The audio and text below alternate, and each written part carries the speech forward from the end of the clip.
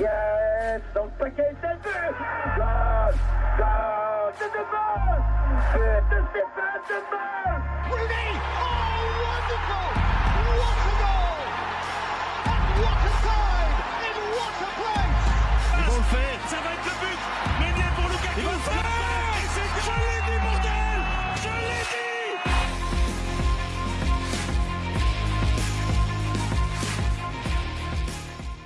Bonjour à tous, bienvenue dans ce premier podcast vidéo sur Stade et Maillot. Donc aujourd'hui pour débriefer l'Euro qui s'est fini hier par la victoire de l'Espagne, j'accueille Florent Malice, rédacteur en chef chez Wellfoot. Donc salut Florent, je ne sais pas si tu as quelques petits mots pour te présenter. Salut Jean, déjà merci de m'accueillir sur ce chouette podcast que je suis depuis ses débuts. Enfin c'est chouette vidéo que je suis depuis ses débuts, c'est le premier podcast. Ouais. Mais oui, du coup, rédacteur en chef de Wellfoot. Moi, mon Euro, je vais dire celui que je suivais avec attention, s'est terminé un peu plus tôt, c'est-à-dire que je suivais les Diables Rouges. Ouais. Malheureusement, je suis revenu dès les huitièmes de finale. Ouais, on aurait au moins espéré l'écart, mais on aurait espéré l'écart, voilà. Mais donc effectivement, rédacteur en chef de Wellfoot depuis... ça c'est une petite colle, je crois que c'est depuis 2020, à peu près depuis la période du Covid. Okay. Et rédacteur tout court chez Wellfoot depuis 2016, c'est-à-dire un petit peu après l'Euro 2016. J'ai pas couvert l'Euro à l'époque, et suiveur régulier des Diables Rouges depuis 2018, comme j'avais fait la Coupe du Monde en 2018. Ouais, qu'on a fait ensemble d'ailleurs. Ouais, tout à fait. On était en Russie ensemble. Ouais. Et puis aussi suiveur du football belge, c'est-à dire que j'ai commencé, le premier club que j'ai suivi pour Wellfoot, c'était le Sporting Charleroi, tout à fait. Et puis je suis passé au Sporting d'Anderlecht. J'ai quitté Charleroi quand Charleroi atteignait l'Europe. Quand Charleroi a commencé à jouer des matchs en Europe, et je suis arrivé à Anderlecht quand Anderlecht arrêtait de jouer des matchs en Europe. Donc là, heureusement, ça commence un petit peu à remonter la pente, donc j'ai pu faire quelques matchs européens aussi. Ouais. Mais c'est vrai que j'ai quand même eu un petit peu un côté chat noir à mes débuts. Et tu as aussi fait des déplacements un peu sympas en suivant notamment Anderlecht en Europe. Oui. Notamment la saison passée, la saison d'avant du coup, parce qu'en fait, la saison passée, c'est déjà 2023-2024. Mais oui, j'ai suivi Anderlecht dans leur campagne de Conference League jusqu'à les quarts de finale, donc cette élimination. Très décevante contre l'AZ Alkmaar en quart de finale il y a maintenant un peu plus d'un an. Ouais. Donc oui, voilà. Ok. Merci. Donc première petite question comme ça que je pose un peu à tout le monde, c'est quoi ton premier souvenir foot? C'est vraiment qu'est-ce qui t'a fait te dire ton premier lien et qui t'a fait dire voilà, j'aime bien ce sport. Alors ça... mes premiers souvenirs foot ne correspondent absolument pas au moment où j'ai commencé à apprécier le foot. C'est-à-dire que mon père est un grand fan de foot, un grand connaisseur de foot. Mon parrain était aussi un grand amateur de foot, donc j'ai pu aller au stade une fois avec l'un ou l'autre. J'ai notamment été voir un match de Lille contre Parme, je crois, en Coupe d'Europe quand j'étais assez petit. Non, quelle année là, plus ou moins on est dans les années, on est début des années 2000, je dirais, début 2000. Donc ça, c'est un de mes premiers souvenirs foot. Un de mes tout premiers souvenirs foot, c'est d'avoir regardé la finale de la Coupe du Monde 98 avec mon père et des amis à lui, et d'avoir été très triste que la France gagne parce que j'aimais beaucoup Ronaldo à l'époque. Okay, ça, c'est vraiment un de mes premiers souvenirs. Donc, c'est pas mal, donc tu avais 6 ans. Ouais, mais je comprenais pas encore vraiment ce que je regardais à l'époque, et j'ai pas continué dans cette voie. J'ai pas eu d'attachement à un club non plus. Puis mon père a été vice-président des Géants à Troyes, club qui nous est forcément un peu cher vu qu'on est tous les deux dates. Mais encore une fois, à l'époque, c'était l'époque où les Géants à Troyes avaient notamment Edmilson Senior. L'époque où ils avaient Georges Lenz comme entraîneur, Roger Lukaku, en pointe. Vraiment une période où on ne sait pas trop comment ils avaient eu tous ces joueurs. Ce qui a peut-être fait que le club a dû redémarrer. Malheureusement une des raisons de la chute du club. Mais effectivement, ça aussi, c'est un souvenir. Voilà, j'ai souvenir que l'équipe avait dédicacé le ballon, etc. Mais je dirais que quand je suis arrivé à l'adolescence, le foot c'était vraiment pas du tout dans mes passions, parce que j'étais avec des amis qui n'étaient pas du tout fans de foot. On allait plus à des concerts, à des festivals, on n'était pas fans de sport. On s'est connus via le CS Lens, mais via des amis d'amis, et toi tu jouais pas au club, mais j'ai jamais joué au foot. C'est ça. J'ai jamais joué au foot en tout cas en club ou quoi que ce soit. Je jouais dans la cour de récré comme tout le monde, mais j'étais nul. Et puis en fait, c'est vers je dirais 2008, et c'est très bête, hein, mais un de mes meilleurs amis jouait à FIFA, et en fait, quand j'allais chez lui, on jouait à FIFA ensemble, et c'est là Ouais. que T'as appris à connaître des joueurs, à te mettre voilà, dedans, j'ai comme commencé à beaucoup, suivre un hein. petit peu, Ouais. et chaque année j'ai acheté FIFA, et en fait, de fil en aiguille, je me suis vraiment intéressé, surtout au championnat de Belgique d'abord. Et puis c'était la grande époque, enfin c'était le début en fait de quelque De cette chose. génération qui revenait, C'était on le début de recommençait à quelque jouer au foot chose. en Belgique, ouais. En Belgique, c'était le début de quelque chose. Donc voilà, j'ai Puis, suivi les débuts d'Eden Hazard à Lille, etc. Et en ouais. fait, petit à petit, de fil en Voilà, aiguille, tu on t'attaches. a été pris comme beaucoup de supporters belges avec cette génération qui ont pris C'est ça. le chemin en marche et c'est tout C'est à ça. fait normal, quoi. Voilà. Ok. Ben, merci pour ces premiers souvenirs, hein, en tout cas, Ouais. qui après en ont formé de bien plus beaux, hein. Je pense notamment en 2018, hein, pour toi comme pour moi, Ouais. ça a été C'est on le va grand dire souvenir. l'apogée, le grand souvenir de beaucoup, et on a eu la Évidemment. chance de vivre ça sur place.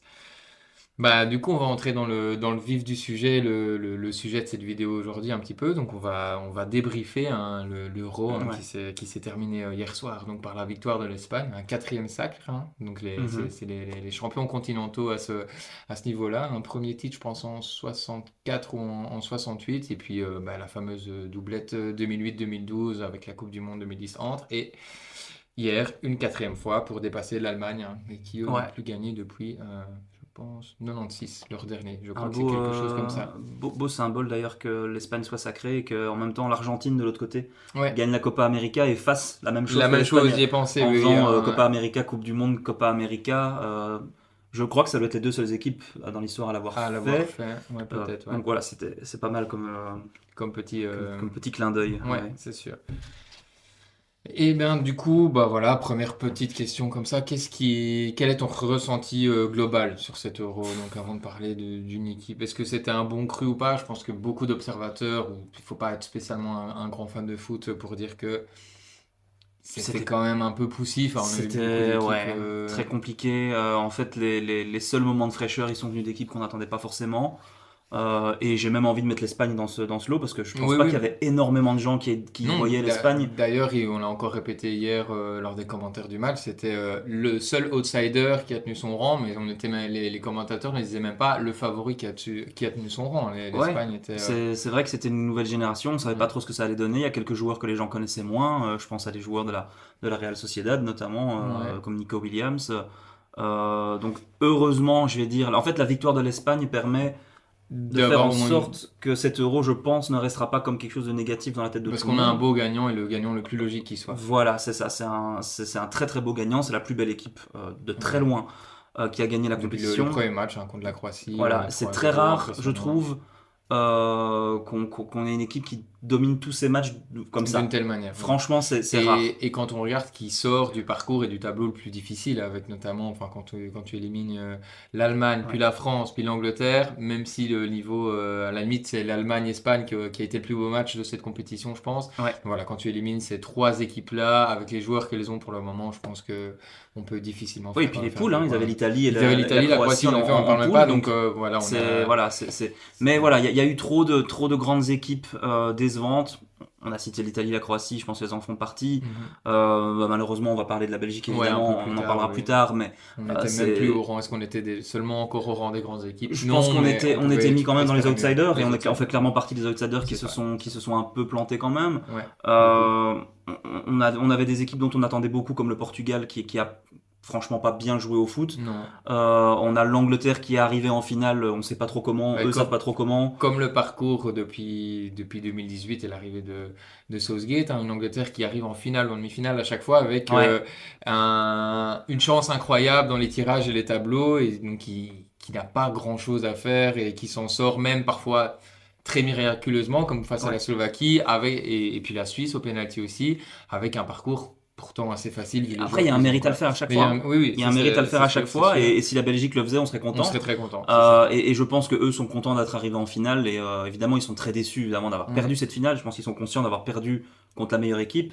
Mais effectivement, le fait que l'Angleterre soit arrivée en finale, c'était pas le candidat. Alors qu'ils avaient tellement de talent sur le terrain, ils Ouais. n'ont pas montré grand chose dans le jeu.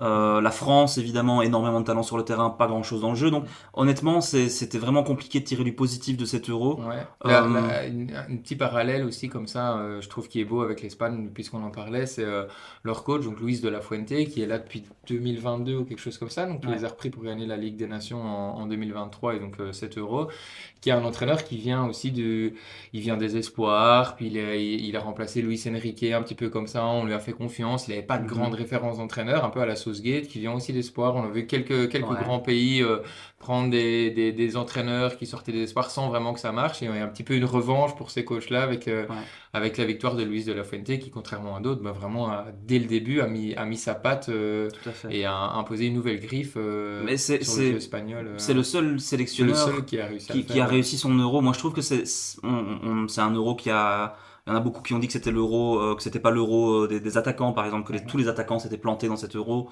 On va sûrement en reparler aussi, ça c'est vrai. Oui, c'est vrai, j'ai pas le classement, mais on a 117 goals pour cet Euro. Je pense qu'on Et est on à a plus de six- 140 ou six 150. buteurs à il y a trois- 3 ans, six joueurs à trois buts. à 3 goals, donc ça illustre quelque chose. Mais ça veut pas pour autant dire que quand il n'y a pas beaucoup de goals, c'est d'office nul, comme on aurait tendance à Non, dire non. non plus. Mais voilà, dans le jeu, c'était pas. Mais j'allais y venir, c'est un Euro dans lequel les sélectionneurs se sont plantés pour moi. Ouais. Les sélectionneurs ont pour beaucoup montré leurs limites. Par exemple, un Roberto Martinez, qu'on connaît évidemment très bien. Très bien. Pour moi, alors qu'il avait fait le travail qu'il fallait pendant les qualifications, comme il le faisait avec nous, il s'est planté dans sa campagne, comme il l'a fait quelques fois avec nous, en n'ayant pas surtout le courage notamment de remplacer Cristiano Ronaldo. Didier Deschamps est arrivé au bout de sa formule, je est pense devenu que- une caricature de lui-même, Tout que à ce fait. soit, moi pour le coup, je l'ai vu en conférence de presse Oui, deux il fois, avait l'air forcément, vraiment très. infect. Infect, ouais. Vraiment. Moi, pour le coup, c'est pas un personnage qui me déplaît à la base, Didier Deschamps. Non, parce qu'on peut quand même le Euh, rappeler, c'est peut-être il a quasiment tout gagné dans sa carrière comme joueur, entraîneur. Je pense que c'est un des palmarès les plus fournis du football mondial. Respect et son côté très cash, très, très brut de décoffrage. Moi, je peux apprécier ça aussi. Je sais que les journalistes français, parfois, On peuvent peut- apprécier ça aussi, ouais. mais là, il était vraiment dans la caricature, dans Ouais, l'excès. ouais. On sentait qu'il était arrivé au bout de sa formule. Gareth Southgate, n'en parlons pas, il s'est fait démolir au pays depuis le premier match, Oui, d'ailleurs. parfois un peu avec excès, mais Ouais. mais D'ailleurs, quand même. on verra, oui, hier, d'ailleurs, c'est un journaliste anglais assez connu à la radio hier. On l'a totalement détruit pendant le match avec les changements assez frileux. On fait sortir Kane pour Watkins. Ok, c'est un attaquant, mais c'est du poste pour poste. Donc on reste avec un seul attaquant alors qu'on est mené face à l'Espagne. Donc oui, il y a beaucoup de questions aussi sur Southgate qui, on verra, avait dit qu'il partirait s'il ne gagnait pas l'Euro. Donc c'est peut-être la seule satisfaction des C'est peut-être fans le moment. anglais, c'est de se dire que c'est le peut-être, moment de c'est peut-être le moment, oui. partir, ouais. Quels autres sélectionneurs n'ont pas été à la hauteur? Malheureusement, Domenico Tedesco. Domenico Tedesco, Là aussi, une année, je veux dire, c'est un petit peu comme un élève qui fait une année scolaire parfaite et puis qui se plante aux examens, quoi. Ouais. C'était un petit peu ça. Oui, Ouais, je pense qu'il y a beaucoup de sélectionneurs qui arrivaient soit qui se sont plantés pour leur premier gros test, c'est le cas de Tedesco, soit qui sont arrivés au bout d'une formule, Ouais. comme Deschamps, comme pour moi Martinez qui a prouvé qu'il n'avait pas les épaules pour prendre certaines décisions. Décision, évidemment. Donc, Je crois qu'il divise aussi énormément au Portugal. Il y a beaucoup de supporters portugais qui étaient un petit peu, même si c'est dur, contre la sélection de Cristiano Ronaldo. Mhm. Avec tout le talent qu'il y a maintenant au Portugal, ils pensaient que ce serait, et je pense aussi à raison, que ça aurait été plus simple de faire sans. Mais voilà, comment dire au revoir à une telle légende? Quand on a un Roberto Martinez et qu'on le connaît, c'était sûr qu'il n'allait pas, Mais c'est pas c'est lui qui allait d'autant prendre cette plus, décision. ouais, hein. c'est d'autant plus étonnant que je trouve que Fernando Santos avait commencé le processus Ouais. pendant la Coupe du Monde 2022. Il avait fait, et Ronaldo m'a donné l'impression de l'avoir accepté à l'époque, il en avait fait un réserviste, c'est-à-dire un joueur qui est sur le banc, qui est, de par sa présence, qui amène beaucoup au groupe et qui peut toujours amener quelque chose, je pense, sportivement, Mhm. mais s'il n'est pas 90 minutes sur le terrain à traîner sa carcasse, quoi. Ouais. Et Fernando Santos avait entamé ce processus et Martinez a mis ce processus complètement aux égouts, quoi. Ouais. Il a vraiment fait machine arrière sur ce plan.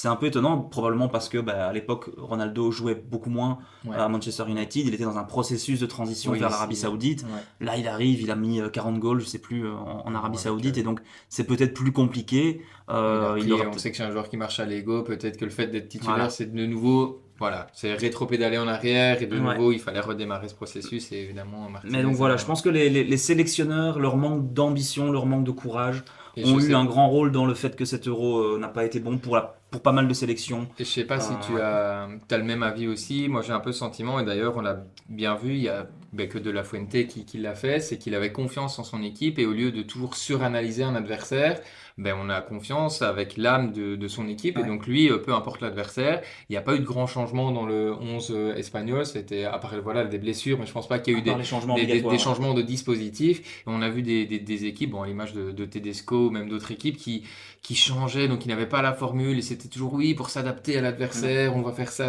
Tout mais à fait. à s'adapter à l'adversaire, je l'ai dit dans ma vidéo débriefing sur les Diables, on n'a plus de... On ne donne pas d'âme à son équipe parce on a fait changer tout le temps, on adapte et on ne pense plus au jeu. Donc je pense que ça s'est ressenti énormément avec la Belgique, mais en fait sur d'autres outsiders et grosses équipes finalement. La France a aligné, je sais pas combien de matchs, 3 matchs de poule, un huitième, quart, demi, 6-11 différents en 6 matchs. Ouais, Voilà. ouais, Et la Belgique a aligné 4-11 différents en 4 matchs, et si on était passé, on aurait aligné 5-11 différents ça, c'est en certain. 5 matchs, parce Ouais. que on n'aurait pas aligné le même 11 un peu expérimental, un peu bancal contre la France qu'on l'aurait fait contre le Portugal après si on était passé. Ouais. Donc, et ça traduit quelque chose quand même, ça veut dire que vous avez fait des mauvais choix à un moment, parce qu'on n'a pas eu de suspension, on n'a pas eu de blessure, on a eu des retours de blessures, oui, mais il y a eu des choix qui n'étaient pas les bons, il y a eu des hésitations, et effectivement, je pense que c'était pas l'euro des sélectionneurs, très clairement, sauf celui de Luis de la Fuente qui a fait une compétition parfaite, comme tu dis, et qui a suivi sa ligne directrice. Mhm.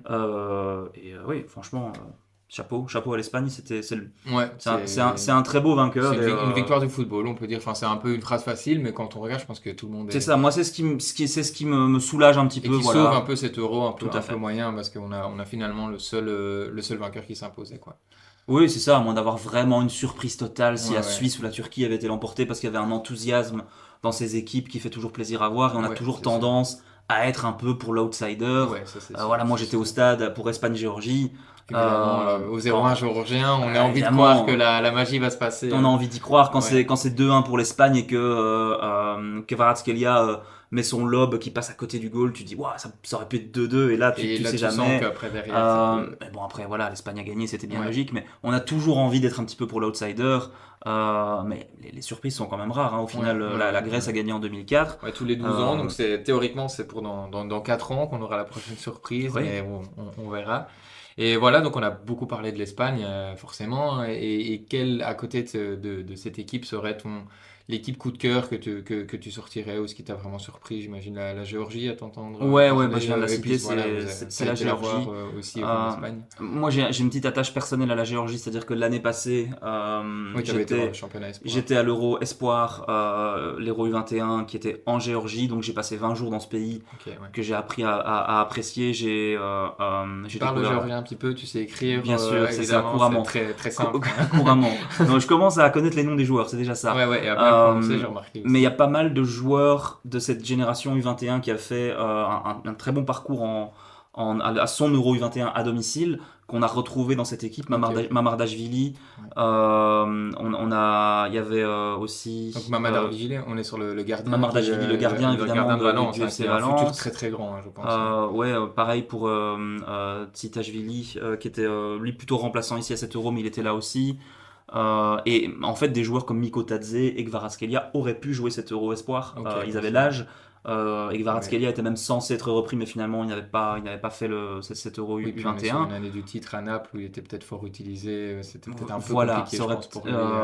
mais donc c'est tout ça pour dire que c'était une génération que j'ai peut-être été moins surpris que d'autres en fait Ouais. à voir la Géorgie à ce niveau. Aussi parce que j'avais eu la chance de faire un article, celle-là c'était pour SoFoot, c'était pas pour Wallfoot. Ouais. J'avais fait un article pour SoFoot justement sur cette belle génération géorgienne, et sur le fait qu'il y avait quelque chose qui grimpait derrière aussi, c'est-à-dire que c'était Ouais. pas juste ces U21 avec quelques gamins derrière qui arrivaient. Oui, et là, Euh, on parlait de coachs qui sont troués. On peut saluer aussi le travail de Willy Sagnol, Tout à qui a fait. été un petit peu. Bon, voilà, on connaît, pour ceux qui connaissent pas, il quitte Bordeaux il y a, je sais pas maintenant, peut-être 5 ans, dans des circonstances Ça, un ouais. petit peu, Ouais. on va pas dire troublantes, mais un petit peu, voilà. Ouais.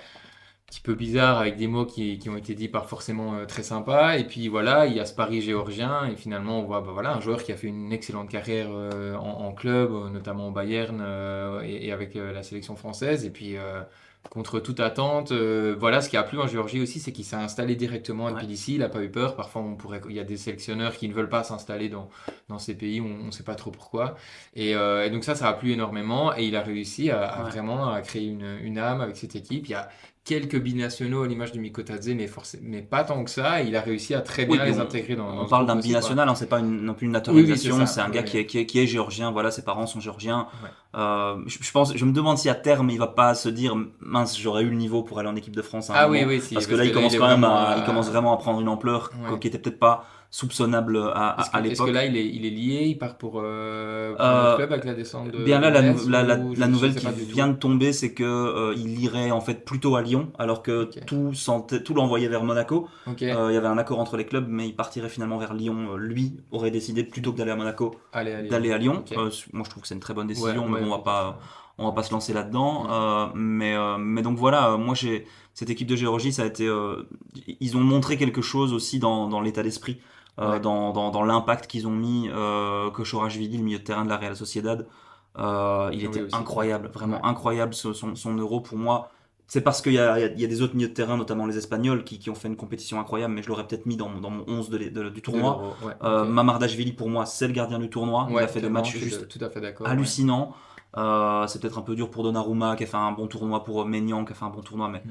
pour moi, Mamardashvili était au-dessus. Ouais. Et ben Mikotadze est co-meilleur buteur du tournoi. Ouais, Voilà, ouais, c'est c'est quand même- avec 5 autres joueurs, mais il Ouais. est quand même co-meilleur buteur Et du tournoi. deux penalties ou un seul? Non. Je crois qu'il a un penalty seulement, il a deux buts de plein jeu, un et un très beau penalty. goal de plein jeu. Vraiment. Donc voilà, pour moi c'était vraiment Ouais. la Géorgie, mon équipe frisson, je vais dire, du tournoi. Ouais. Et surtout, je pense que c'est appelé à ne pas juste être Un voilà, un one shot. hit wonder. Je ou- pense qu'il il y a quelque y a chose. plus de Ouais. qualifications, il y a plus de qualifiés que d'habitude, je crois, maintenant pour la prochaine Coupe du Monde. Ouais, oui, c'est ça. Je Ouais, ils pense vont que la aller à la Géorgie, porte. selon le tirage, le tirage Ouais, n'est pas encore évidemment, maintenant. évidemment. Je crois que ce sera ici en fin d'année. Selon le tirage, je pense que la Géorgie Ouais. pourrait peut-être disputer sa première Coupe du Monde en 2026 et Ouais. continuer un petit peu. À bien développer. Ouais, je pense vraiment qu'il y a quelque chose. Et toi, du Et- coup, vu le maillot que tu portes, ce serait Oui, plutôt c'est la ça. Slovénie. Bah, moi, c'est la Slovénie, hein. Donc, la Slovénie, c'est un de mes coups de cœur depuis longtemps. J'avais appris à les connaître à la Coupe du Monde 2010, hein, où ils avaient fini malheureux troisième avec le plus grand nombre de points pour un troisième, mais ils n'étaient malheureusement pas passés cette année-là dans un groupe avec l'Angleterre et je ne sais plus qui d'autre. Mais voilà, une bonne équipe. Et en fait, il y a Pas les USA aussi. je pense. Donc Ouais. c'était Angleterre, Ouais, USA, Angleterre, Slovénie, Slovénie, et le je quatrième, sais je saurais plus. plus le dire. Et avec un coach qui était un petit peu une légende en Slovénie et qui avait quitté la sélection un peu après et qui est revenu ici il y a 2 ans et qui de nouveau leur offre cette deuxième sélection pour un grand tournoi en quasiment 20 ans parce que je pense qu'ils étaient à la Coupe du Monde 2002 et puis depuis il n'y a rien eu, il y a eu la Coupe du Monde 2010 et puis un trou de 14 ans jusqu'à Mhm. cet euro. Et donc c'est ce sélectionneur-là aussi qui est revenu et qui les a amenés à l'euro. On a évidemment, bon, on va pas le présenter, mais Benjamin Česko, hein, Ouais. la pépite de Leipzig. Et oui, on a vu avec cette équipe-là aussi qui était dans un groupe pas facile. Il fallait quand même jouer l'Angleterre et le Danemark, qui fait 3 matchs nuls et qui passe en huitième. Et où elle fait un nouveau match nul où elle est sortie au pénalty face au Portugal. Où voilà, je pense que c'était pas ils n'avaient pas prévu d'aller au pénalty spécialement. Ils n'ont pas dû bosser ça à Non. l'entraînement. Voilà, on parle des 3 arrêts du gardien portugais. Bon voilà, j'ai rien contre sa performance. Je pense que les pénaltys étaient aussi moyennement tirés. Ouais, parce il y a qu'ils des avaient beaux pas arrêts quand prévu, même, hein. mais- Il y a des beaux arrêts quand même, mais oui. mais voilà, c'est- mais du coup très très content et voilà, et on a senti voilà un manque de réussite parce que je pense qu'ils auraient vraiment pu être deuxième du groupe quand on voit certains de leurs matchs où ils ont sorti. Ils auraient surtout pu éliminer le Portugal. Oui, hein, oui, c'est pour être ça. très Donc clair. vraiment, c'est une équipe qui aurait pu. Des petites équipes. Voilà, la Géorgie n'a pas eu. Il voit au chapitre, on va dire 10 minutes en ayant mené contre Ouais. l'Espagne. Tandis que la Slovénie aurait pu vraiment se retrouver en quart sans qu'on se dise, ben, finalement, c'est une surprise parce que ça aurait semblé logique au vu des matchs qu'elle a fait. Donc voilà, moi je suis très, très content de Ouais. ce pays. J'ai hâte de voir la suite. Mais alors voilà, tu parlais de la Géorgie. Contrairement à la Géorgie, donc voilà, là il y a Česko, mais derrière Česko, voilà, il y a des joueurs qui sont seulement, est-ce qu'ils vont franchir un cap en club? Il y en a beaucoup qui jouent en Grèce, il y en a certains en Croatie et dans le championnat local qui est, bon, forcément, là, il faut le dire, pas très Mhm. pas très performant.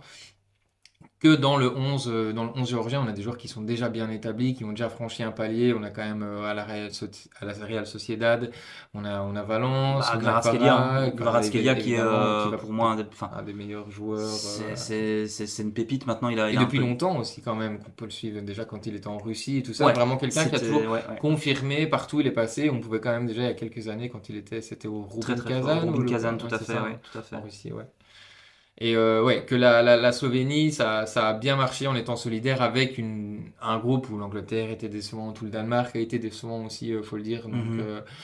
mais voilà, moins de certitude contre une éventuelle qualification pour la prochaine Coupe du Monde, parce que voilà, il y a plus de choses à prouver dans le Ouais, reste du noyau, hormis Cesco. Et voilà, Ilicic, voilà, il était là, c'est chouette après la dépression de l'avoir revu. Bon, malheureusement, il a raté son très triste, penalty il reste en aussi. peine, vraiment Très très triste, ça triste. leur aurait fait énormément de bien parce que c'est vraiment un super joueur. Enfin, quand on se souvient de lui à l'Atalanta, au début C'était aussi de cet Atalanta, un petit club là, dans la banlieue de Milan, on connaissait pas trop, et puis qui est sorti un peu de nulle part comme ça avec des super joueurs. Donc il a été, je pense, un an ou deux, c'était quasiment enfin, c'était même le meilleur buteur du club hein, Ouais, ouais, sur le début il de faisait saison. une saison de fou, Ouais, effectivement, et c'est le Covid qui l'a un ouais, petit qu'il peu a fait vraiment dérailler à cause de problèmes personnels, à cause de, voilà, de plein de dépression choses, et tout ça. Ouais. dépression, etc. Voilà, c'est vrai que c'était un peu Donc triste ce moment un du. chouette joueur qui finalement aura participé à une des plus belles pages de l'histoire de son pays, et même si voilà, il retiendra peut-être un penalty raté, il pourra se réconforter en se disant c'était pas le seul lors de cette séance de penalty, mais Ouais, moi je pense que les regrets viendront surtout pour Chesko et son ouais, face-à-face raté son face en à toute face fin de raté, parce que match. finalement il ne met pas un seul goal de la Alors compétition. ça Ouais, devait être dedans. ouais, Ça devait être dedans et là c'était fini. ouais. Et ça Un peu à aurait. l'image de la Slovénie en fait, hein, Ouais. ce manque de réalisme et qu'on aurait pu ne pas penser avec un buteur de ce type-là finalement, mais un peu voilà, comme on disait, à l'image de cet euro, et c'était pas l'euro des attaquants en fait Ouais, finalement. ça aurait puni aussi un horrible Portugal, faut bien le dire, Ouais, ouais, c'est sûr. et Ouais. cette performance honteuse de Cristiano Ronaldo qui a réussi l'exploit d'être encore pire après en quart de finale contre, contre la France. C'était, Ouais, on avait l'impression d'assister à un accident de voiture en direct et de pas pouvoir détourner les yeux. Cet euro de Cristiano Ronaldo, ouais. c'était. Mais il y en a quelques-uns comme ça. Et Hein, il y on en a nous dira quelques-uns. encore que l'Arabie Saoudite est un championnat compétitif.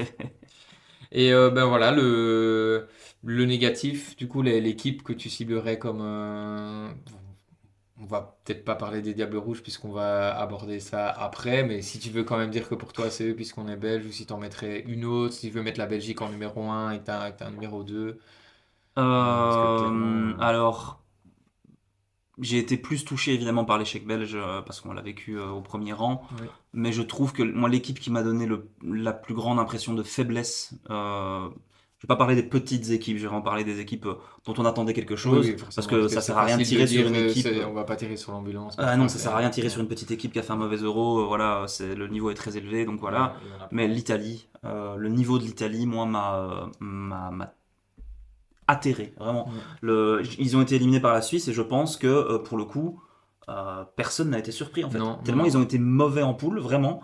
Ils se sont qualifiés vraiment par la porte de derrière. Ouais. Euh, et, euh, et contre la Suisse, bah, ils ont été dominés en fait. Ils ont pas eu voix au chapitre contre la Suisse, qui était une jolie petite équipe, hein, vraiment rien Ouais. à dire, alors que c'est une équipe sur laquelle j'ai bien aimé parfois un peu cracher parce que je suis pas fan de leur style, mais là c'était assez plaisant. Euh, donc, ouais, non, l'Italie, c'était vraiment Ouais, abominable. d'ailleurs, quand on entendait après le match des interviews de supporters de la Squadra, qui sont pourtant pas les derniers à parler, à être les plus virulents ou autres, ils étaient résignés, ils Pas de étaient surprise, limite en pas de fait. surprise, oui, c'est ça. Non, c'est. C'est un peu fou. Voilà, on sait que la sélection italienne, elle a vécu quand même des moments difficiles ces dernières années. Et ce sacre, il y a 3 ans face à l'Angleterre, il tient plus de l'anomalie qu'autre chose finalement. Ouais, Après, ils sont pas, ils sont, on va dire, familiers aux anomalies. On peut se rappeler cette Coupe du Monde 2006, même si là l'effectif était haut, parce qu'il y avait énormément de grands joueurs. On parle d'une équipe, d'un championnat et d'un pays où le Calciopoli éclate au mois de mai. Donc, on ne sait pas ce qui va se passer. Il y a plein de grands noms, de grands clubs qui sont liés à cette grande affaire de match truqué. Et ouais. puis, ils partent à la Coupe du Monde en Allemagne. Et puis, on oublie tout, on est champion du monde. Ouais, Et un mois plus tard, la Juve est rétrogradée en série B. Ouais, mais t'as vu les joueurs qu'il y avait. Mais il y avait plus de joueurs que maintenant. Même il y a 3 avait- ans, tu prends. Oui, quand ils vont chercher t'avais cet Chiellini, attaquant quasiment en série B aussi. t'avais toujours Chiellini qui était là, t'avais Ouais, toujours ouais. cette assise défensive qui fait la force de l'Italie. Qui maintenant Cette n'est plus, année, il y avait Donnarumma et t'avais pas un grand joueur dans l'équipe. Rien. Il y avait vraiment, pour moi, pas un grand joueur dans cette équipe. T'as des bons petits joueurs, mais il y a plus un grand joueur, il y a plus un grand défenseur, il y a plus. Non, on parlait de Voilà, un c'est- grand attaquant qui est Za, mais qui a été tué par ses blessures. Peut-être qu'Alia Flori a été un grand espoir avant l'Euro, mais bon, il a Ouais. fait quelques boulettes. Oui, il faudrait. Je suis pas assez spécialiste du foot italien et de connaissances profondes pour expliquer comment la Serie A et le championnat italien, enfin, Bah, la pour moi, Squadra ouais. Azzurra surtout s'est retrouvée dans cette situation. Bah, il y a un creux générationnel et Ouais, après c'est comme ça arrive à on tout le sait qu'en monde aussi, plus hein. on sait qu'en plus ils lancent pas facilement les jeunes En en Italie, Serie ouais, A en évidemment, Italie. c'est certain. Ça n'aide certainement pas à ce qu'ils explosent jeunes et voilà, bah, inévitablement tu te retrouves avec un creux générationnel entre tes grands joueurs et, euh, et, et, et éventuellement les nouveaux talents qui arriveront. Bah, il y a pas eu de pont entre les deux, quoi. Donc Ouais. forcément tu te retrouves dans le trou au milieu. Ouais, c'est ça. Quand t'as pas de pont pour passer, bah, tu tombes. Ça Euh, arrive. Voilà, pour les Italiens qui nous écoutent, tous les fans de la Squadra, ça arrive à tout le monde, hein. D'avoir Ouais, des creux, bah, ça de toute arrive à façon, tous les pays, tout et grand pays après a raté son. ils ont gagné 1 euro il y a 3 ans, hein, Oui, je veux c'est dire. ça, donc il y a pire. Nous, on aurait bien voulu gagner au moins un petit quelque chose, ça. mais C'est pas. Maintenant, il va quand même falloir se qualifier ouais. pour la prochaine Coupe du Monde déjà. Ouais. Parce que 2 Coupes du Monde ratées d'affilée, si je me trompe pas pour l'Italie. Ouais, ça c'est quand même Ça, c'est pour un même- pays comme ça, 2 d'affilée, je sais pas s'il y a déjà une Ouais. grosse nation qui l'a faite. Alors là, je L'Angleterre saurais a pas raté des te- trucs, la France, mais 2 d'affilée, je pense que ça c'était quand même Ouais, non, ça je saurais. un fameux choc.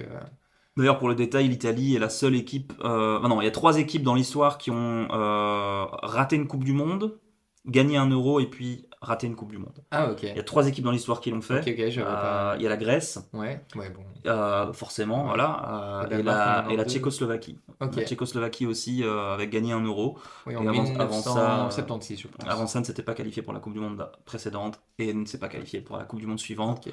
Ils sont 3, mais l'Italie, c'est pas normal qu'elle soit dans ce club-là. Ouais. Et alors, si Ouais, elle pouvait c'est ne pas certain. devenir On la est pas première sur les grande mêmes- équipe à rater 3 Coupes du Monde d'affilée, quand même, Ouais, là, ça serait vraiment. ce serait pas mal. Mais de ce qu'on a vu à l'Euro, moi, c'est l'équipe qui m'a le plus inquiété, en fait. Ok, Plus que ok. nos diables, en fait. Voilà, même Ouais, si ouais. on en reparlera. On en parlera assez vite. Oui, juste après. Voilà, ouais. Ben, moi, du coup, je vais aussi donner mon petit avis là-dessus. Donc, oui, forcément, il y a l'Italie. Bah, je vais pas parler des gros décevants parce que voilà, l'Angleterre, finalement, le va en finale. Ce serait dommage de pointer comme déception une équipe qui va en finale et qui a quand même montré avec le nombre de goals qu'elle met dans les derniers instants, même s'ils perdent hier, il y a quand même ce goal de Palmer qui sort de nulle part où tu dis, mais Ouais. punaise, quoi, ils s'en sortent quand même toujours. Ça, c'est au moins la seule chose qu'on pourra laisser aux Anglais, d'avoir au moins essayé jusqu'au bout. Ouais. Non, moi j'ai la Serbie. J'aime beaucoup le football de l'Est, tu le sais très bien. Ouais. Et donc c'est toujours une équipe avec quand même des joueurs. Il y a du talent, il y a des pépites, il y a de l'expérience aussi. Il y a toujours vraiment un bon vivier. Il y a cet amour de porter le maillot propre au pays de l'Est, mais que la Serbie aussi incarne vraiment particulièrement bien. Et on est toujours vraiment sur quelque chose de très pénible à regarder. Et là, pour le coup, c'est fréquent avec la Serbie. Hein. Oui, c'est ça. C'est une pour ça équipe qu'on que cite toujours parmi les surprises je potentielles. suis très très mauvais parieur, hein. Je parie plus souvent avec le cœur qu'avec Mhm. la raison. Donc j'avais mis la Serbie potentiellement en huitième ou en quart de finale, vu le groupe, en me disant pourquoi pas, avec les meilleurs troisièmes qui passent, les tirages et tout ça. Et voilà, ça fait 2-3 fois que je me plante totalement avec la Serbie, qui finit bonne dernière à chaque fois. Ouais, moi, cette fois-ci, je le sentais venir.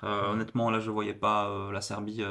J'ai aussi l'impression que, par exemple, un Mitrovic est plus sur la pente Ouais, descendante ouais, avec le aussi, fait qu'ils sont en évidemment, Arabie qu'ils sont en Saoudite. Arabie Saoudite aussi. On Euh, pourrait faire une corrélation un petit peu quand on voit Kanté. On a Kanté a beaucoup fait un parlé au bon Euro. début. Et puis, oui, Oui. je trouve qu'il s'est un peu Oui, éteint. il a perdu. Il s'est un peu éteint, ça. Quand un bon Euro au début, et puis quand il y a quand même eu plus d'intensité contre les gros, j'ai l'impression qu'on n'a plus vraiment C'est vrai. vu Kanté. C'est vrai que c'était plus la même chose. On l'a peut-être vu contre le premier match contre la Pologne ou autre, c'était peut-être plus facile pour lui. Et une fois que ça s'est un peu resserré, voilà, on n'a plus trop entendu oh Kanté, c'est dingue, il a 37 poumons. Ça, je l'ai plus entendu après les Mhm. huitièmes de finale, hein. Oui, c'est vrai. C'était moins, même contre nous, il était un peu moins. Il était bon, mais il était un peu moins impressionnant que dans le match précédent. Effectivement. Maintenant, oui, la Serbie, oui. Et puis l'Angleterre, tu les cites. Mais moi, en fait, je pense c'est très difficile à juger l'Angleterre parce qu'il y a des joueurs là-dedans. Je pense par exemple qu'un Jude Bellingham, il est capable de faire des choses tellement extraordinaires, d'avoir des moments de brillance. En fait, c'est peut-être le joueur le plus, pour utiliser un terme de NBA, le plus clutch du Ouais. monde à l'heure actuelle. C'est-à-dire, il va vraiment, je veux dire, sa bicyclette contre la Slovaquie. Ouais, ça, C'est les gestes le plus clutch de l'année À en fond, football. à Je veux dire, fond, ouais. c'est incroyable Ouais, ce qu'il ouais, fait ouais. là, à la dernière seconde presque. Ouais, C'est tellement. extraordinaire, mais le problème, c'est qu'en fait, son euro, il est pas bon à Jude Bellingham. Non, il est clairement, pas il bon, est son très Euro. décevant quand on voit Il ça. est sur 90 minutes, il est pas bon. Non. Et Clairement. j'ai l'impression qu'il y a des joueurs comme ça à l'heure actuelle qui sont des joueurs d'éclair, des joueurs d'éclat de génie, et qui sont moins des joueurs de performance sur 90 minutes. Ouais. Et le problème, c'est comme on est dans un petit peu dans ce monde un peu TikTok, où ce qui compte, c'est un extrait Ouais, qui, c'est un qui, extrait. qui- Ouais, qui- c'est qui ça. brille. Jude Bellingham Ballon d'Or, mais non en fait, il Non. a absolument pas. Et au Real évidemment, il est toujours là au bon moment. Alors c'est extraordinaire, c'est une incroyable qualité, mais pour être un Ballon d'Or Oui, potentiel, je voilà, pense il faut que faire plus. si on regarde l'année 2010, on regarde Juan Mata qui finit 25e au Ballon d'Or. Bon, là on parle Ballon d'Or très vite, c'est vraiment quelque chose, les récompenses personnelles dans le football auquel je n'attache que très peu d'importance et encore moins le Ballon d'Or quand on voit les résultats un peu bizarres de ces Mhm. dernières années. Mais puis on compare, pour le même type de saison en termes de trophées gagnés, voire plus de trophées pour Ouais, Mata qui gagne une Coupe du Monde et de passes décisives et de buts marqués, Juan Mata fait une meilleure saison que Jude Bellingham, tout à avec fait. plus de trophées et 25e du Ballon d'Or 2010. Et maintenant, on voit, comme tu dis, qu'on est dans une génération qui change, un système de voir les choses totalement différent. Et par ces phases clutch, évidemment, on peut dire quand on voit Bellingham est un joueur forcément bien plus clutch que Juan Mata. Et, euh, Ouais, et mais voilà, donc il y a, on mettrait quelqu'un comme ça Ballon d'Or, mais il y quoi. a tout simplement Enfin, beaucoup quelqu'un moins comme ça. il y a beaucoup moins de concurrence aussi, tout Oui, simplement. oui, Parce oui. que, voilà, c'est pour que des Lionel Messi à 36 ans Bien, soient ouais. encore cités, malgré, voilà, Lionel Messi est le plus grand joueur de tous les temps, mais pour qu'à 36 ans ils soient encore là, ça veut aussi dire qu'il n'y a pas la relève derrière. Oui, c'est vrai, Euh, c'est assez fou. J'ai pas la raison et je veux pas, on va pas lancer des comparaisons, mais pourrait vite faire un bref parallèle avec le tennis. Ok, là, il semblerait que qu'Alcaraz est vraiment le descendant direct, mais avant Alcaraz, qui est plus jeune, il y a eu toutes ces générations des Dominic Thiem, des Zverev et tout ça, ouais. qui même en étant bien plus jeunes que des Djokovic, Federer, n'ont jamais réussi en fait à les bouleverser plus que ça. Et on a un petit peu Oui, peut-être un peu mais cette même chose, comme ça, c'est peut-être générationnel d'une génération un peu qui n'a pas de sportifs, un peu partout, qui n'a pas réussi à. Kylian Mbappé aussi, voilà, Ou qui était aussi, cité il y a comme vraiment, un on grand a eu, favori. et on a aussi deux énormes légendes Ouais, du bien sport, sûr. que ce soit pour le tennis et le football en même Ouais. temps. On a eu de l'exceptionnel en même temps aussi, donc ça, il faut aussi en tenir compte, évidemment, quoi. Ouais, mais voilà, qu'un Kylian Mbappé soit considéré comme un candidat au Ballon d'Or à l'heure actuelle, moi, je trouve, voilà, ça dénote d'une baisse de niveau général. Voilà, on en Ouais. parlera peut-être un Et petit peu là, plus tard, et mais là, oui, c'est. où on voit aussi que voilà, les récompenses personnelles sont calculées uniquement sur le nombre de buts mis et plus sur. Il y a plus jamais de. Il y a eu Modric, milieu de terrain, donc il y a Ouais, 2-3 ans. Et puis le dernier défenseur, c'est tout à Cannavaro fait. en Ouais. C'est 2006. Cannavaro Et en donc 2006. Ouais. ça illustre encore parfaitement ce que tu as dit. On est sur vraiment une action de passe. On va regarder peut-être plus des résumés de 3 minutes avec les belles actions que se farcir un match de 90 minutes qui est pas toujours très fameux, même si on regarde la D1 anglaise, la D1 allemande ou Ouais. italienne. Parfois, même dans les gros matchs, franchement, faut le dire, on se fait chier sur 90 minutes de plus en plus, j'ai l'impression, par rapport à avant, en fait. Ouais, faut garder la Jupiler Pro League, c'est Ah tout. oui, Voilà. ouais, C'est ça la. reste mon championnat numéro un. Bon, on a Bah, des petites évidemment. attaches, Évidemment. évidemment, on ne défendra jamais assez notre bonne vieille Jupiler Pro League. Et voilà, pour dernière petite question comme ça sur cet Euro, est-ce qu'il y a un joueur, on va parler une pépite, donc Hmm. qui selon toi a bien joué, pourrait décrocher un beau transfert ou dont on entendra encore parler, mais honnêtement, je pense que c'est un peu une colle parce que moi-même, j'ai pas beaucoup de. Je C'est sais même pas compliqué, si hein. je saurais répondre à la question que je te pose en fait. Bah, la réponse évidente, c'est le meilleur jeune du tournoi, c'est Lamine Yamal. Oui, évidemment, mais ça, Qui, vu qu'on connaît déjà on le ouais. connaissait. Moi, Nico Williams, par exemple, je connaissais moins. Ah ouais, moi, Euh, je, plus Williams je pour le connaissais coup. moins, mais vraiment très, très, très impressionnant aussi. Maintenant, voilà, ils ont gagné l'Euro, c'est un petit peu facile de les sortir maintenant. Ouais, évidemment. Et ben, un qu'on connaissait bien en Belgique, c'est Georges Mikotadze qui a été extraordinaire. Voilà, quand il était à Serein, on savait qu'il avait quelque chose.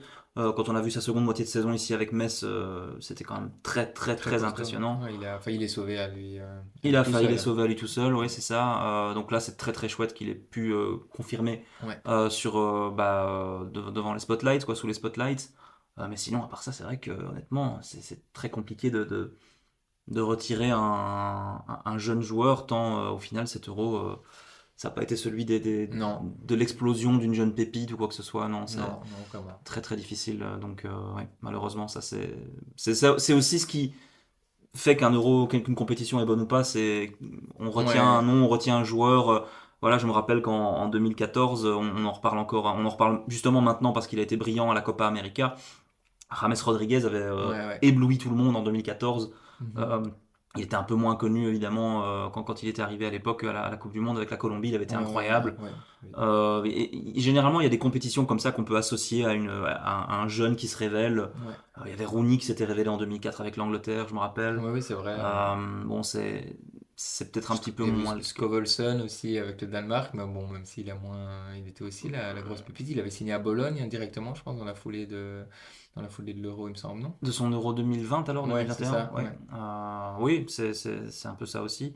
Donc Mais au là, moins des joueurs un peu frissons où on savait à la fin de l'Euro que ça s'échauffait super vite entre les agents, que ça allait signer. Je pense que là, il n'y a pas. ouais, les fameuses signatures, le joueur qui est signé pour une bonne compétition et c'est tout, Ouais, ça, comme le gardien du Nigeria à l'époque, Enyama, pareil, il a fait une grande Oui, oui, compétition, c'est alors vrai. il avait signé dans un club directement après. C'est vrai que non, je crois pas qu'il y aura de signature Non, j'ai pas cette impression-là non plus. impulsive après cet Euro. Je crois pas qu'il y ait de joueurs. Parce que Mikotadze qui signe à Lyon, par exemple, bah, il signe à Lyon aussi pour sa deuxième moitié de saison, Oui, plus que pour. plus que Ouais. pour son Euro, je pense. C'était Donc, déjà fait un peu, sûrement avant, il avait déjà son idée, peut-être un petit peu. oui, et Enfin, puis il signe en Ligue 1, quoi. Voilà, il signe ouais, pas c'est au Real ça, Madrid. il va pas d'un coup au Real, Non, ouais, ouais, non, c'est je sûr. pense qu'il y a pas on n'a pas vraiment de nom comme ça à sortir Non, pour ouais, je pense pas. pour cet Euro.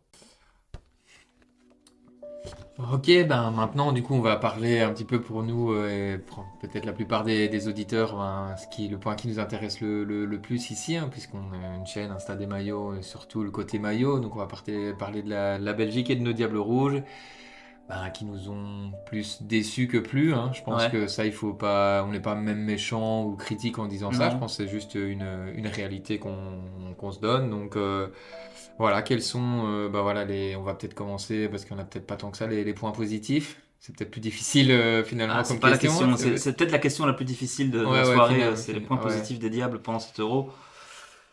La défense, on n'a pas encaissé Ouais. tant de goals que ça, on a été assez solide alors que c'est ironiquement le point le plus critiqué chez nos Diables. Mhm. Non, moi je vais surtout citer un vrai point positif sans vouloir être ironique, c'est Koen Castells qui a été brillant. Ouais, Vraiment j'allais dire juste, un peu. alors que il avait la pression, lui il disait évidemment que non, mais il avait la pression, Ouais. c'est évident, même ses coéquipiers disaient qu'il l'avait.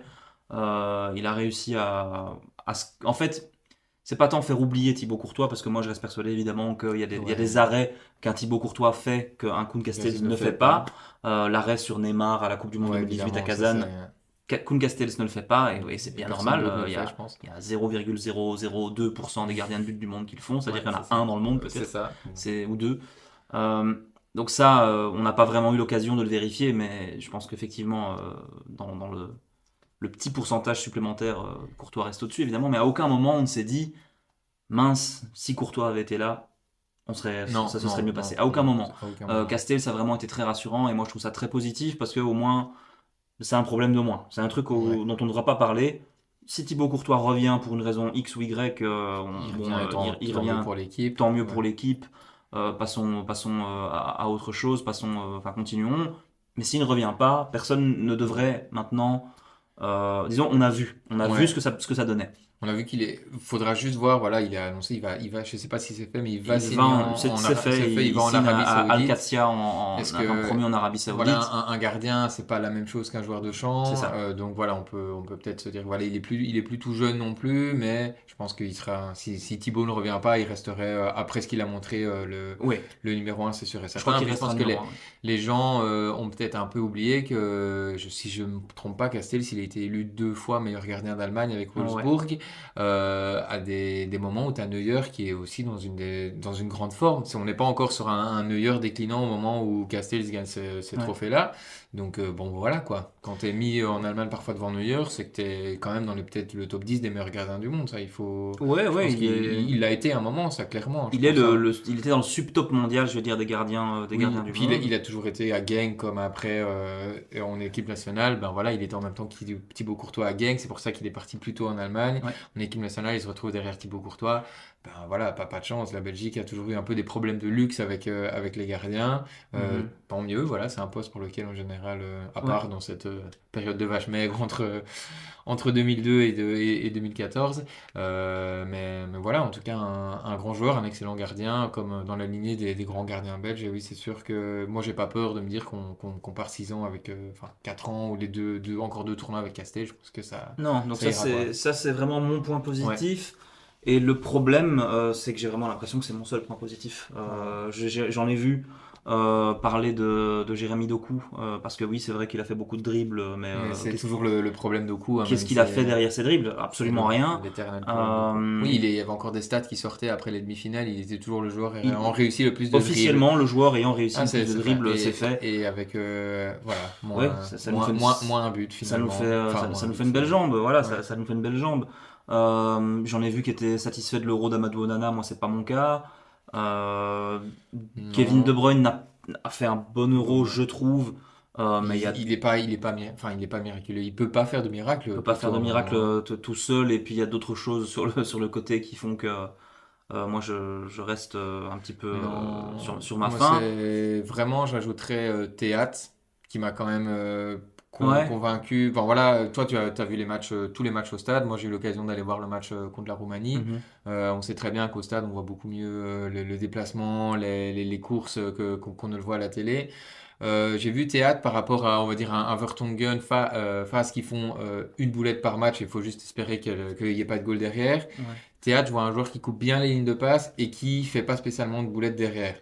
C'est vrai. Face à la télé, je ne vais pas dire je le supporte pas, mais je vais un peu ronger mon frein et je m'énerverai vite. Que là, le match sur place, ben aussi, il est assez imposant, mais voilà, il a un petit peu ce problème de réfléchir 30 secondes alors qu'il y a une passe simple à faire cet excès d'arrogance où il est à deux doigts de faire sa petite boulette pour finalement refaire la passe simple et avoir ralenti le jeu Ouais, de mais 30 secondes, quoi. en fait Mais finalement, ouais. quand on a vu Théâtre face, ben, surtout face, ça faisait peur. Il a fait sa couille par match. Plus ou moins. Ça clairement, plus ou moins, il l'a fait. Mais ouais, et c'est un peu triste. Enfin, Théâtre au-dessus pour moi quand même avec Castells, mais c'est un peu de se dire qu'à la limite, je mets face en allant chercher loin dans mon troisième point positif Ouais, des c'est l'un Diables, c'est quoi. l'un des diables qui ont fait qui a fait le meilleur euro. En fait, là pour le coup, je vais le citer parce que c'est vraiment une analyse que c'est lui qui a posté cette analyse, qui a fait cette analyse sur les réseaux. Et moi, c'est quelqu'un dont je respecte beaucoup les analyses football, c'est Guillaume Gauthier, Mhm, ouais. qui a analysé en fait le fait que cette imperméabilité de notre défense, c'était un peu, ça cachait aussi un problème de notre défense également, c'est qu'on a une défense qui est incapable de relancer proprement Oui, un c'est ballon. ça, oui, j'ai entendu aussi. Ce qui fait que tout le bloc doit redescendre Ouais. pour venir chercher les ballons, Et parce qui a, qu'en qui a fait, créé ce Woutfa est fossé. incapable de faire un long ballon. Il Non, pense qu'il non. en est capable, mais il en est complètement incapable. Ouais. Arthur Théâtre et Timothy Castagne, à eux deux, n'ont pas réussi un centre sur tout le Non, tournoi. non. Et C'est catastrophique, ça.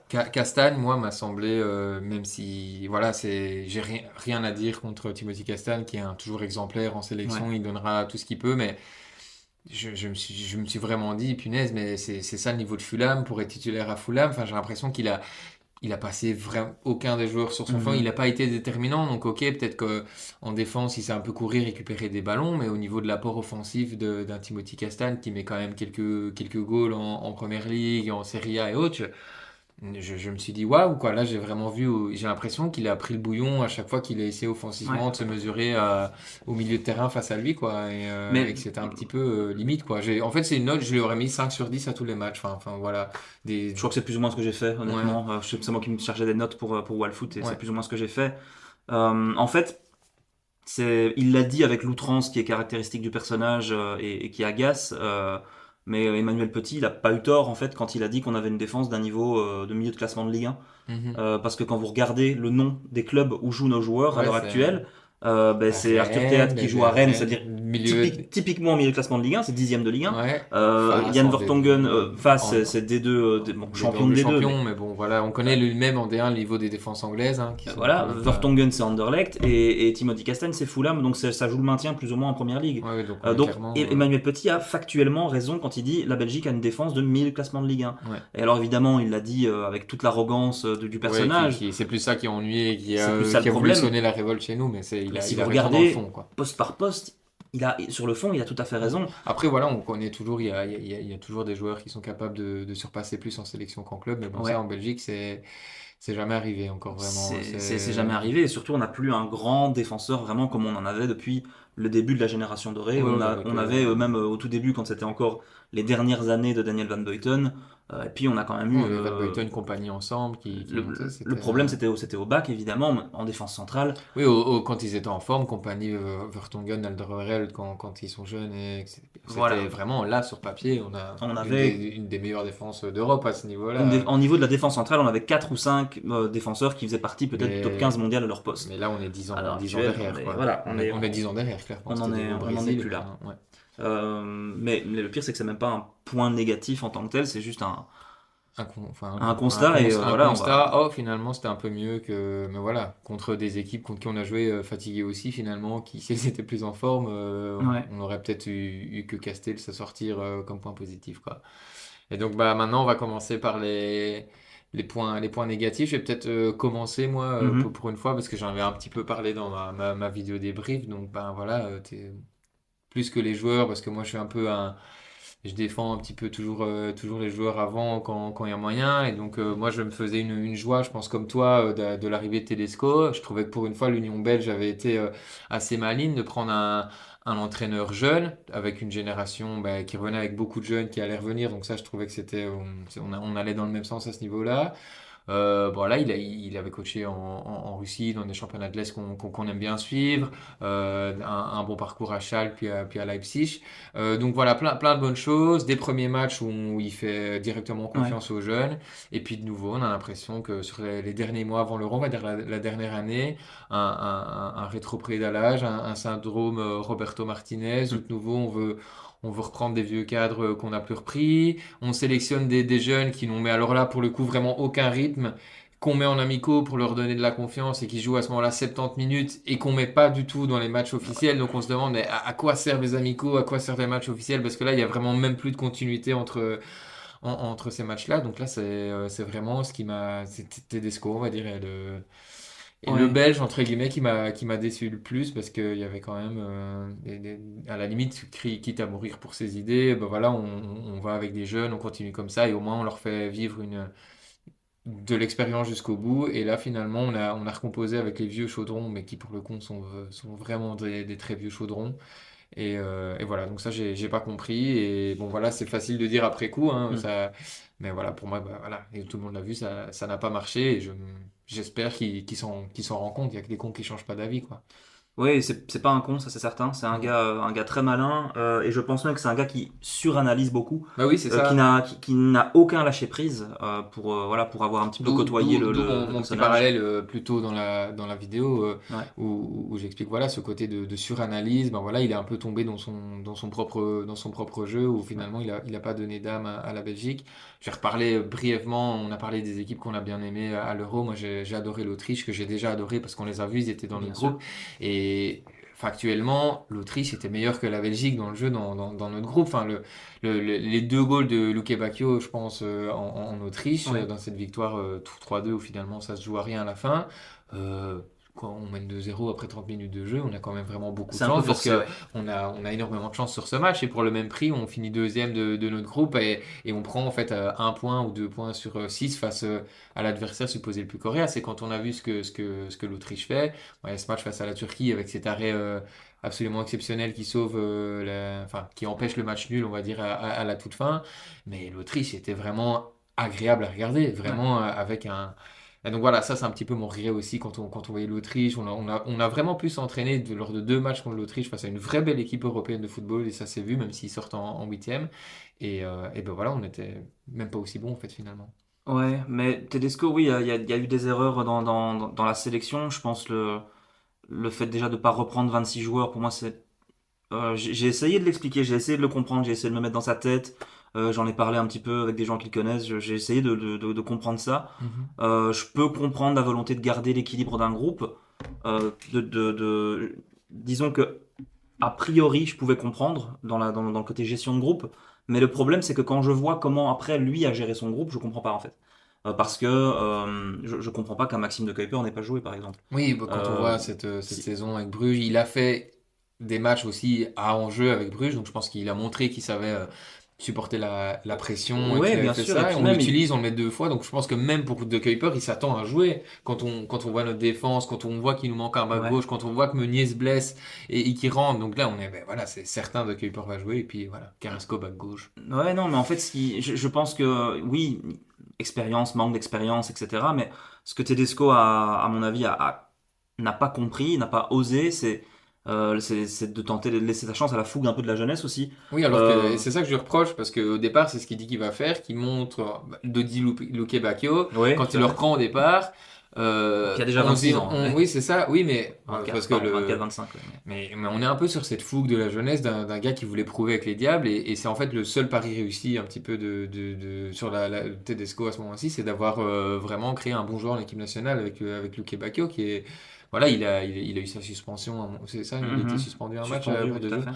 fait. Mais ça reste un chouette joueur en fait à avoir toujours en équipe nationale. On l'a peut-être pas mentionné dans le point positif, mais on peut dire voilà, avec Tedesco, Ouais. Luque Bacchio, à la limite, voilà, moi Ouais, j'aime bien le mais voir. il le titularise pas dans le dernier match, Oui, oui, alors c'est qu'il est de vrai. retour de Donc suspension. voilà, encore voilà, des petits, je sais pas, manque d'expérience, stress, un peu de panique comme ça, à mon avis. Je pense qu'il a véritablement eu peur pour un grand tournoi. Lui, c'était son premier grand tournoi. Si. Donc lui, à mon avis, était un petit peu stressé. On l'a senti parfois stressé en conférence de presse. On l'a senti stressé en avant-match quand il découvre le plan de l'Ukraine où Oui, oui, il ou est ça. Alors lui qui analyse beaucoup, se surpris, dit voilà. surpris, Mais ouais. il était vraiment dans la suranalyse. Mm. Et je pense que le fait d'être dans la suranalyse l'a fait de privilégier des profils qu'il connaissait à 100%. Mhm. Donc Yannick Carrasco, qui l'a titularisé 2 fois. À chaque fois à un poste qui n'est pas le sien. Oui, et Pas donc de gauche et ailier droit. et moi j'aime, Voilà. enfin voilà, on va dire péché mignon, j'aime bien Yannick, et on a envie de dire que c'est même pas de la faute de Yannick, il fait ce Non, qu'il peut, on tout à est fait. veut. Si on s'était pris 3 goals sur le back gauche de Carrasco lors du match face à la Slovaquie, ben ça aurait été pas de la faute de Yannick. On a Non. vu plusieurs fois des moments, heureusement ça s'est pas payé cash derrière, même si on perd le match, mais pas de cette façon-là. Des déplacements de Carrasco, ben voilà, attirés par le ballon comme un milieu de terrain qu'il est, et pas un back gauche, quoi. Et donc, ouais, un petit peu. Ouais, pareil, hein, quand l'un de tes problèmes c'est l'absence de projection offensive de tes arrières latéraux, ne pas mettre un De Kuiper qui aurait, Ouais. voilà, quitte Parce que à. il est pas beaucoup. On reproche à De Kuiper, enfin, je te coupe, que parfois il est trop offensif et pas assez défensif. Mais si tu mets enfin, un flanc offensif en bas gauche, ben, il sera pas plus défensif qu'un De Non, et puis Kuiper. voilà, avec un milieu de terrain Onana Mangala, tu dois pouvoir compenser ça. Éventuellement, je pense aussi qu'il a été un petit peu piégé par le fait que Vertonghen soit là. Alors et il voulait aussi faire jouer Théâtre, donc il a préféré laisser Théâtre Vertonghen. Moi, j'aurais juste fait sauter Vertonghen, mis Théâtre à son Oh, meilleur ouais, poste, défenseur central gauche. Et avec la vitesse que Théâtre a et que Vertonghen n'a plus, tu pouvais couvrir éventuellement.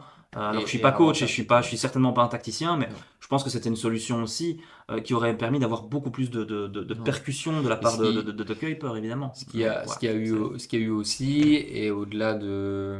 Et ça, à la limite, c'est pas. Enfin, pas de la faute de Tedesco, c'est un peu la forme qui n'était pas là.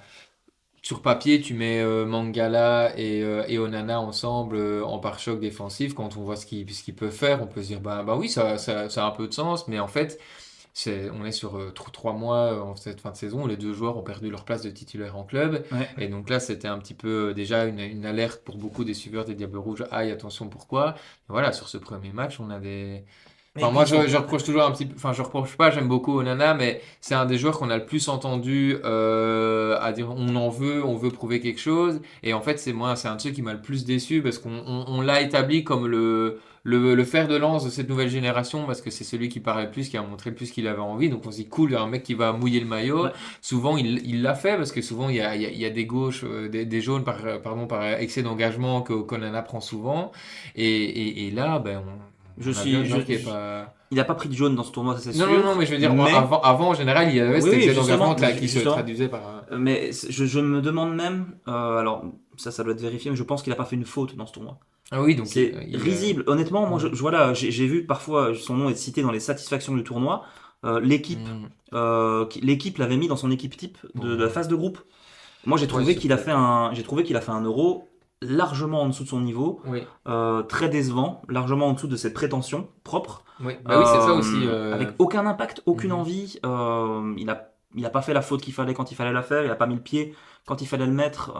Il a vraiment pas eu Et en fait, le problème, c'est qu'on sort de cet Euro en se demandant, mais en fait, est-ce que c'est eux qui n'ont pas presté à leur niveau? Est-ce que c'est nous qui pensions qu'ils étaient meilleurs que ce qu'ils sont vraiment?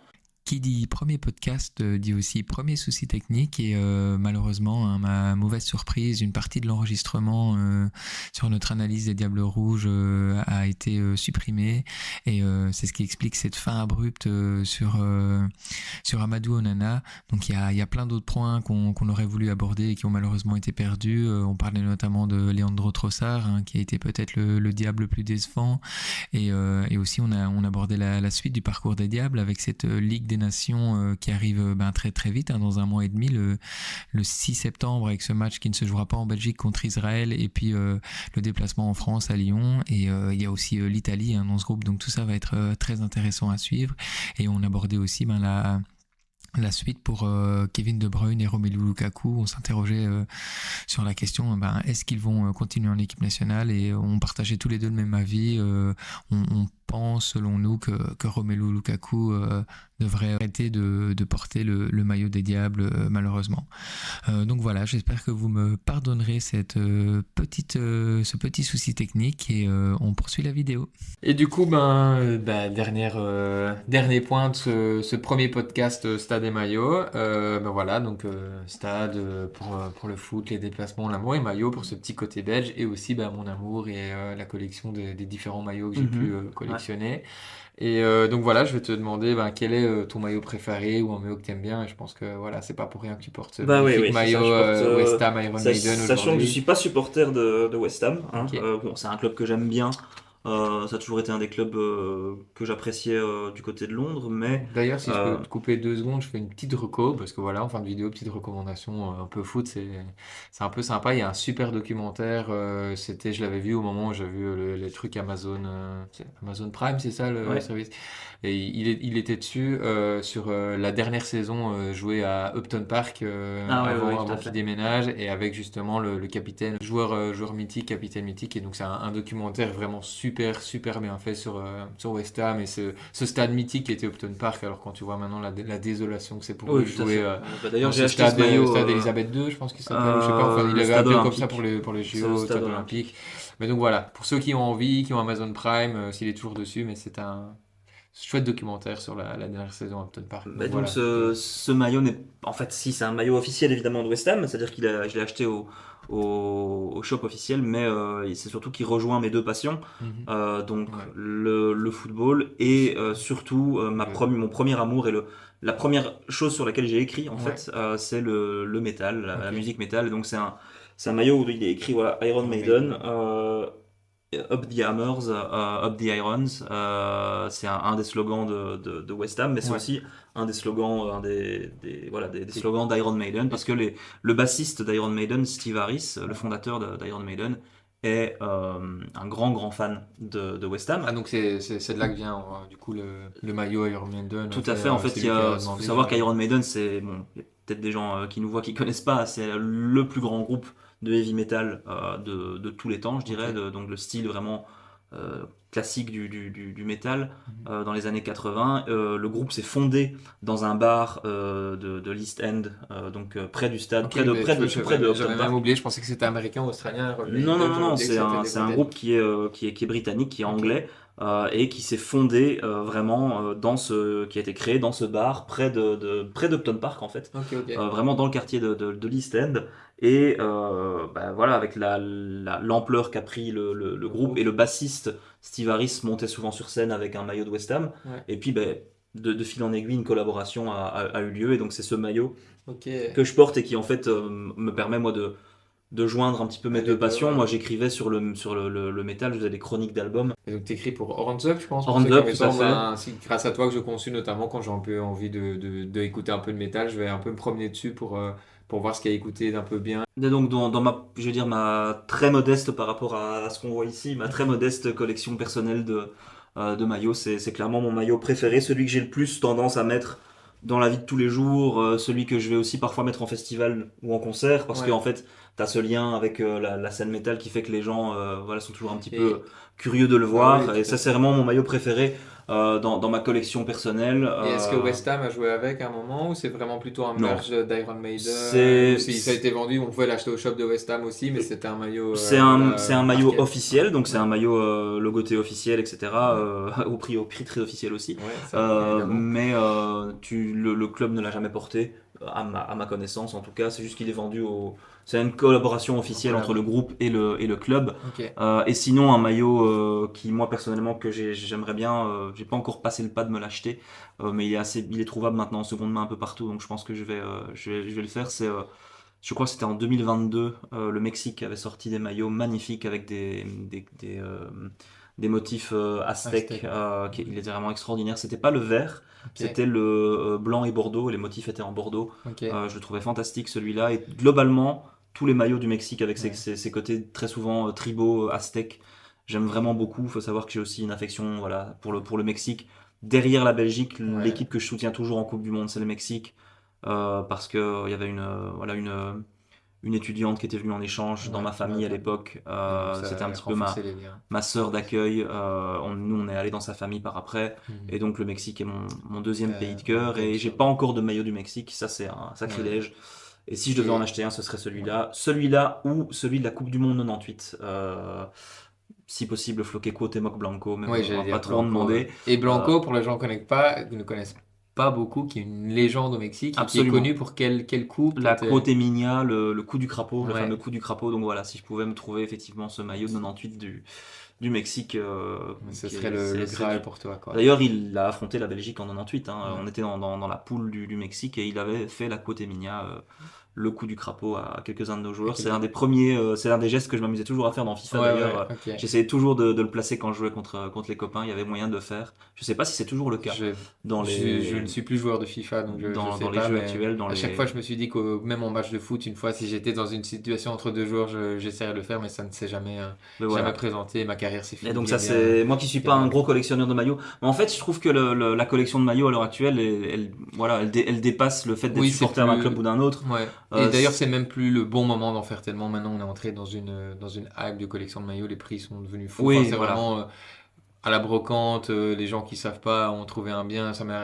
J'en ai trouvé un le club d'Édimbourg qui joue en vert à Glasgow. Comment il s'appelle encore? Hibernians? ouais, les Non Hibernians, tout à fait. Des Hips de 1986 que j'ai trouvé à 30 € dans une braderie à Camden Town à Londres. Donc vraiment mais ça c'est Ok. vraiment, ça relève de l'exploit maintenant parce que ces maillots-là sont maintenant vendus beaucoup trop cher à 200 €. Donc pour les collectionneurs de maillots, c'est vraiment pas le moment maintenant. Ou alors Mhm. essayer un petit peu Vinted parfois, mais franchement les brocantes on trouve des perles. Vinted, mais- Vinted, c'est une bonne solution Ouais. aussi. Et je vais conclure du coup en Ouais. mentionnant quand même quelque chose un peu plus personnel. C'est j'ai un maillot chez moi de Lille, Ouais. numéro 26, Eden Hazard, évidemment. Évidemment. C'était, je crois que sa deuxième saison professionnelle, ou sa troisième, je ne sais plus. Non, il avait encore le numéro 26, donc c'était sa deuxième saison professionnelle.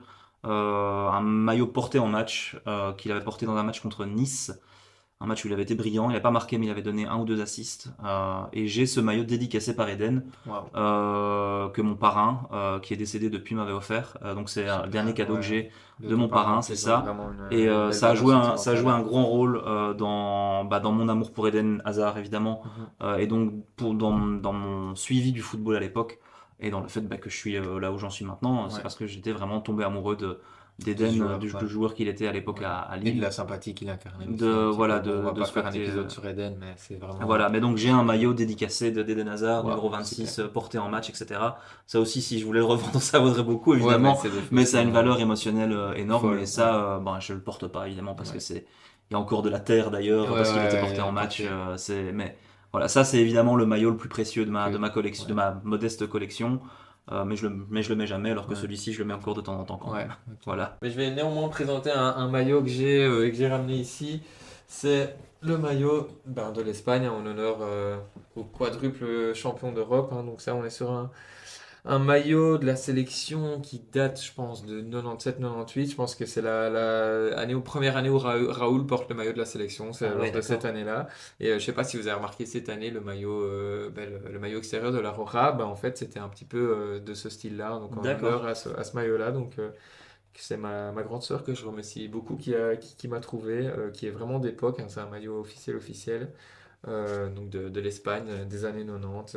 Donc je pense ouais, c'est vraiment Raoul a fait son premier match avec Avec ce maillot-là, d'ailleurs. Non, C'était c'est pas celui-là. celui-là. Mais voilà, donc voilà, je voulais le présenter en honneur aux Espagnols et ça conclut, je pense, d'une belle manière en maillot et en lien avec l'Euro cet épisode. Et merci à tous de nous avoir écoutés. Merci à Florent d'avoir accepté mon invitation pour Merci de l'invitation. ce premier C'était un épisode. plaisir. J'espère qu'il y en aura d'autres et à mon avis, c'est quasiment certain que tu reviendras encore plusieurs fois parler Non, bah, avec plaisir. de notre et surtout notre bonne vieille mais chérie Jupiler Jupiler Pro Pro League, League, hein. la reprise, là, c'était Une ma seule reprise. semaine plus ou moins libre. Et encore, il y a déjà la Super Coupe Ah ouais, qui ce arrive samedi. très très vite. Ouais. Donc, ouais, il n'y a pas une semaine de libre Ouais, quand on suit le avec football, c'est assez terrible. notre championnat à 68 matchs Ouais, par reprend, année, qui reprend déjà. qui Ouais. reprend en juillet et finit fin juin. Ouais, c'est Merci compliqué. à tous.